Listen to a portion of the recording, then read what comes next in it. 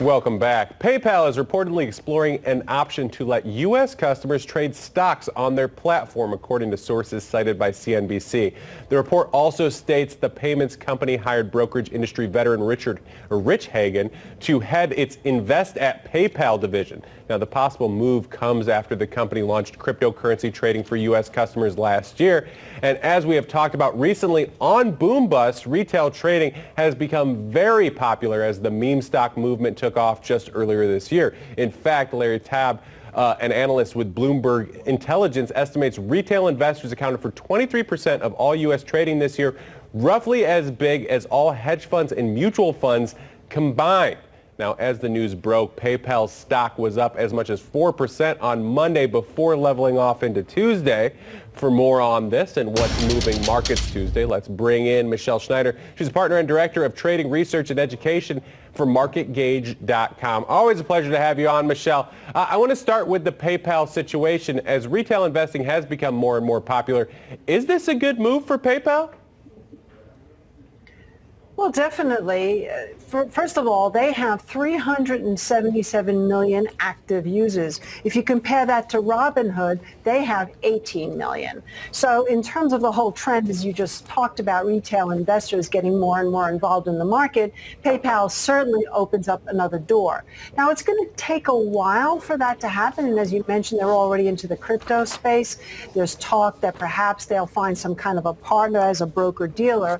But overall, right now, if you just look at the stock itself, it's interesting because you mentioned it sold off a little bit, but it actually is holding a very key moving average here, or the 50-day moving average. So you have an opportunity, if you believe that this could be a real profit place for them, as it was, let's say, for Robinhood, then you have a situation where you have about a $10 risk, and it should send the stock up. Now, we will tell you, though, it will take time. It's not going to happen overnight.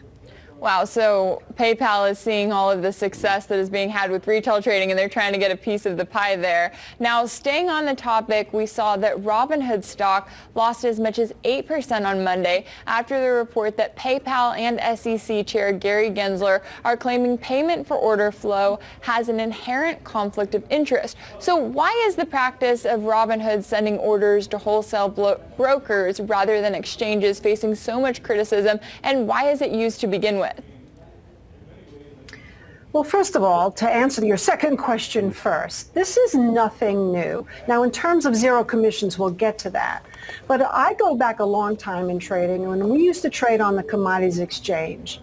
The order flow would be jumped in beforehand. So people would be privy to a broker working for a large company that a large order was coming in, and people would pile in and try to hit it in front. And then as soon as that order was done, they would sell.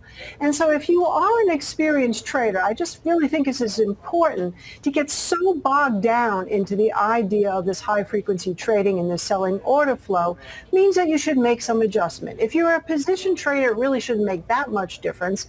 And if you're day trading, then you should probably have a little bit of a time frame in your mind before you put in a buy stop or a sell stop. So I wanted to mention that.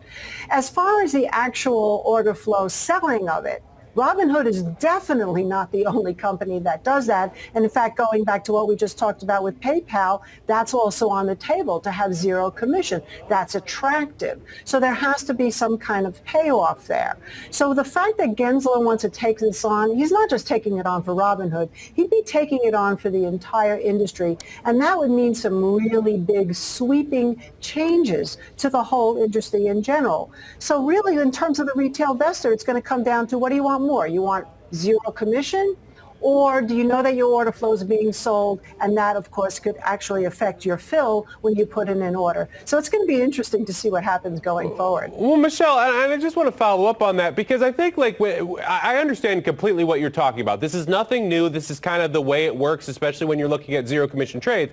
But when you start to have retail investors who don't have big money in the market, this isn't their professional job. They're just trying to, make money where Wall Street makes money. And they look at it and they say, once you start learning about payment for order flow, you're basically saying, okay, well, all these other brokers, they see the money that is coming from my account. They see the buys, and they might see them coming from all over the place in the retail. But shouldn't they kind of even the playing field for the retail investors if you want regular people trading in the stock market, or do they just not want us there? Well, it's really kind of like you're going to lose as a retail investor one way or another, so pick your poison. And I think that's ultimately what retail investors are going to have to decide. Because if they go back to charging commission and you're a very active trader, then as we know, that also with small money will cut into your profit potential. So that's not an easy answer. All I'm saying is that historically, there's been an adjustment that retail investors who've been trading for a long time have had to make, and they paid commission. So at least you have one advantage that you didn't have, say, a few years ago before zero commissions became popular. So again, we'll see what Gensler does. But it's huge because it's not just Robinhood. He's got to deal with this with many companies going across the board. Absolutely. And we know settlement time is coming up as well in the discussions. Michelle Schneider of MarketGauge.com. We could talk all day, but unfortunately we're out of time. Thank you so much. Thanks, Brett.